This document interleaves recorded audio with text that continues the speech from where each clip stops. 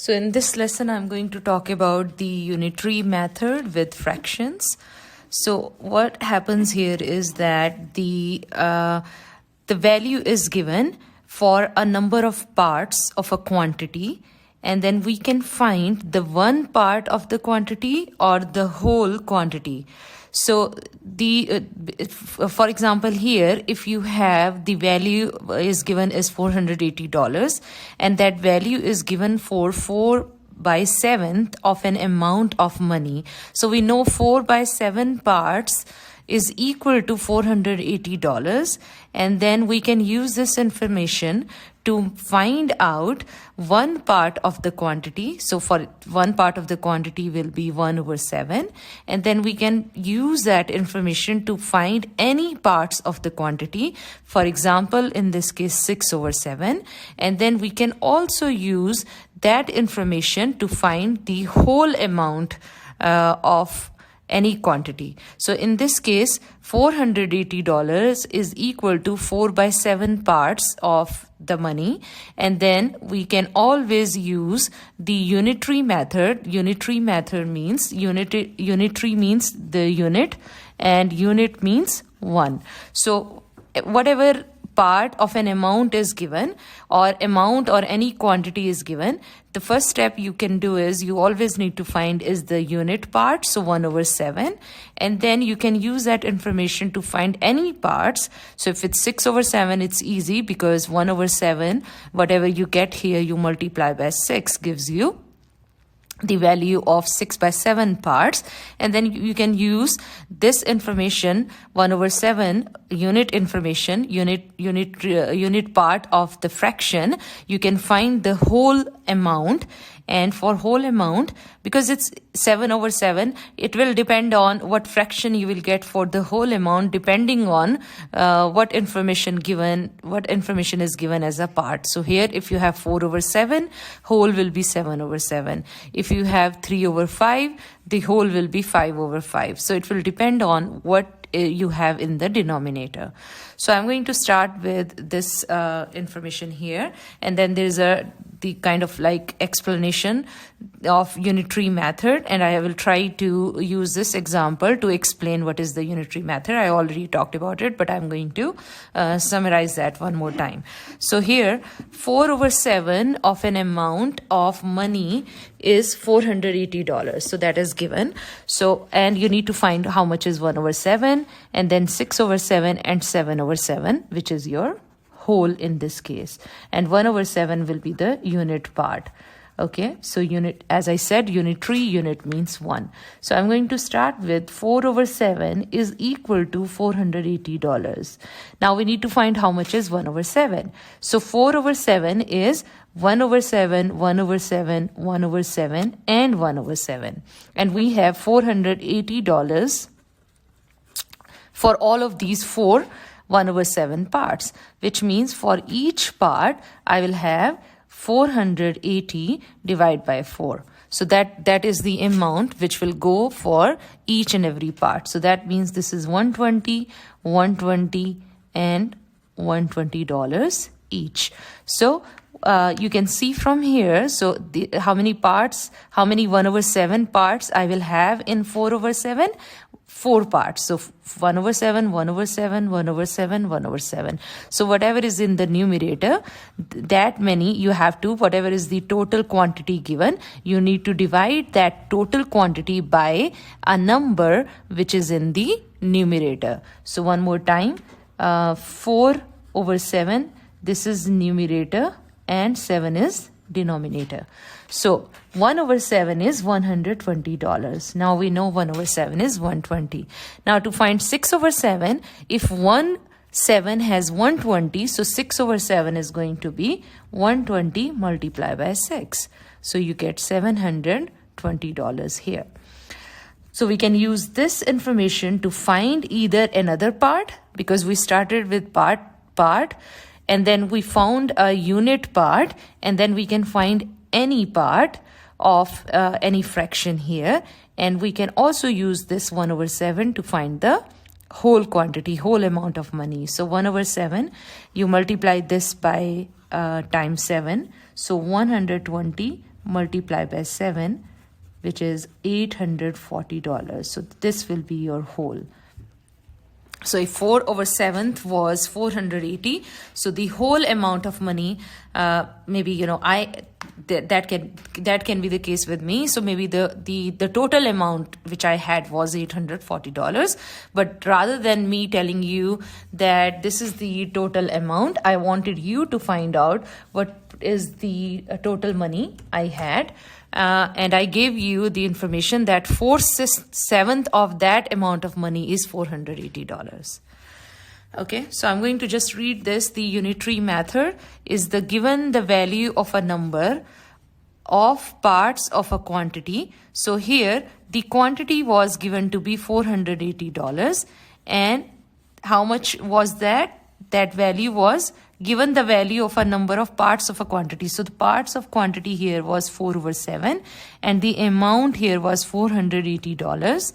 We can find one part of the quantity in the above question, that was 1 over 7, and then the whole quantity, which again in the above example was 7 over 7, and another fraction of the quantity which we did here is 6 over 7. Okay, so rather than me giving you information that I had $840 in total, I gave you a hint that 4/7 of the amount which I have is $480, and then you found how much did I have. So it was $840. So I'm going to do another example here. So if 3 by 8 of a shipping container holds 2,100 identical cartons. Cartons is like a box. So this is just like a box. How many cartons will fit into 5 by 8 of the container and the whole container? So we know that in 3 by 8 of a shipping container, it holds 2,100 cartons or box. So we know that. So there is a container, and we know that in the shipping container, 3/8 of a shipping container. So I don't know, like if this is the shipping container. So if this is the shipping container, so 3/8 of this shipping container contains 2,100 cartons or the boxes. And now what we need to find out is how much cartons will be contained in 5/8 of the container.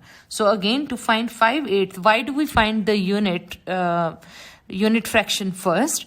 Because you cannot multiply. What will you multiply 3 over 8 with something so that you get 5 over 8? So you can't find this number from 3 over 8. That's why first step you should always do is to find 1 over 8. Because then you can multiply this by 5 to find out how many containers you will have in 5 over 8. So that is the purpose behind finding the unit fraction here. So 3 over 8 is 2,100, and we know again 1 over 8, 1 over 8, 1 over 8. So it will be 700 in each. Okay, so again, you don't have to do this way. You can simply do is 2,100 divided by 3. As I said, whatever is in the numerator, you divide. The total amount, whatever is given, divided by 3 gives you 700 cartons here. So for 1 over 8, we know there will be in 1 over 8 space. So if it's like, if I divide 1, 2, 3, 4, I don't know, 1, 2, 3, 4, 5, 6. Yeah, so 1, 2, 3, 4, 5, 6, 7, 8. So if I divide this, I knew that in 3 over 8, I knew it was 2,100 containers, and I found in each part 700 containers, and then I found 1, 2, 3, 4, 5. In these 5, I found there were, okay, we didn't do that step yet. So for 5 over 8, it's going to be, because 1 over 8 is 700, so 5 over 8 is going to be 700 multiplied by 5, so 3,500 containers. Okay, so total containers here is 3,500 in 5 over 8 parts.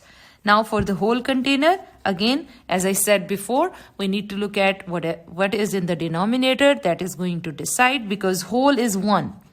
And we already have information about 1 over 8, so we need to rewrite this Whole is 1, which can also be written as 1 over 1, which is same as 8 over 8. So now we need to find how many are in the whole, which is 8 over 8.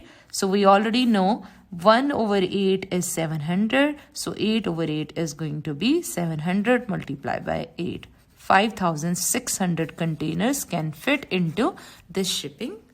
500, 600 cartons can fit into this shipping container. So that is the idea behind finding the unit value here, okay? So I'm going to do a couple of more examples here. So the next one here is, so you had, again, 2/3 of an amount of money was given to be $518, and you have to find out how much is 1/3 of that amount and how much is the whole amount. So for 1/3 of the amount, we will do exactly the same. We know 2/3 is 519. So 1/3 is going to be 519 divided by 2. So you can use calculator to do that. And we got 259.5. In your calculator, you will get the value 259.5. Since it's the money, we always use 2 decimal place. So we will write down this as 259.50. So that is your 1/3 of an amount of the money.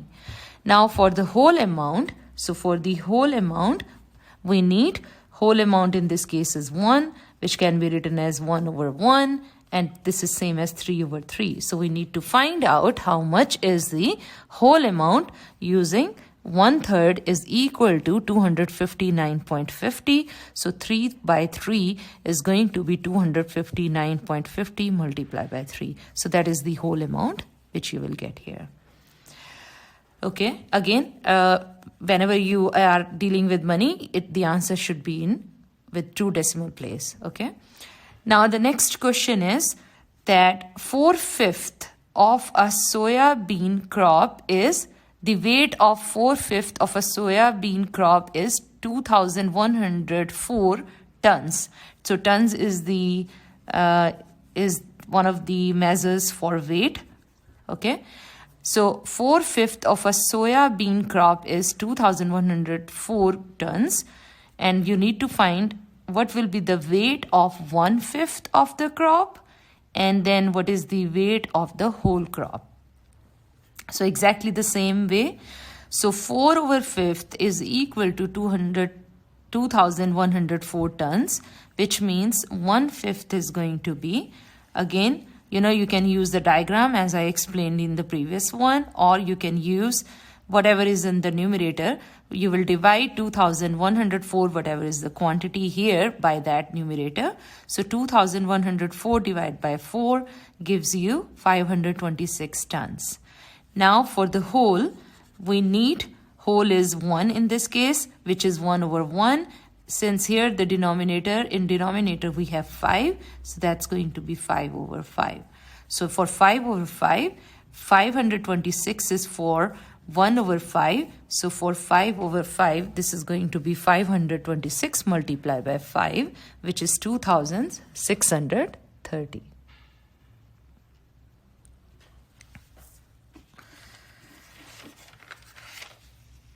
Okay, that's it for today's lesson.